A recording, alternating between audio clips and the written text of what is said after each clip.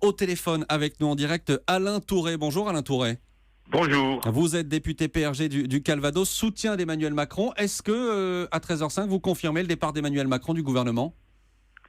De deux choses l'une, je confirme que soit il est convoqué pour être Premier ministre, soit il est convoqué pour prendre acte de son départ. Donc vous confirmez qu'il a rendez-vous à 15h à l'Elysée avec François Hollande. Tout à fait. Est-ce qu'il a raison, Emmanuel Macron, de quitter le gouvernement ?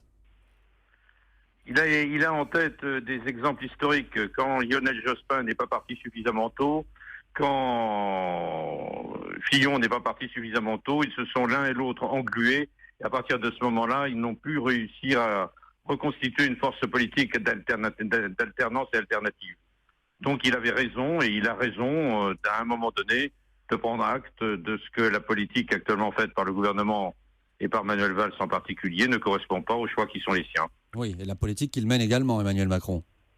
Oui, tout à fait, mais on peut parfaitement ne pas avoir simplement 40 ministres qui sont autant de petits pois dans un gouvernement. Il peut y avoir un certain nombre de têtes chercheuses, réfléchies, d'actions qui sont différentes. Alors vous dites qu'il ne veut pas partir trop tard, ça veut donc dire que Emmanuel Macron a bien en tête la présidentielle. Est-ce que vous le considérez suffisamment armé pour aller, en mai prochain, se présenter à l'Elysée ?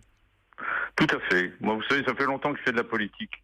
Et j'ai été totalement séduit par l'émergence d'une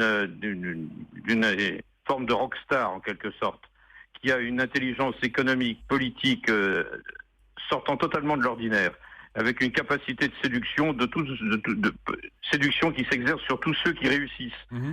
C'est la France en marche, c'est la France qui gagne qui se retrouve avec Macron.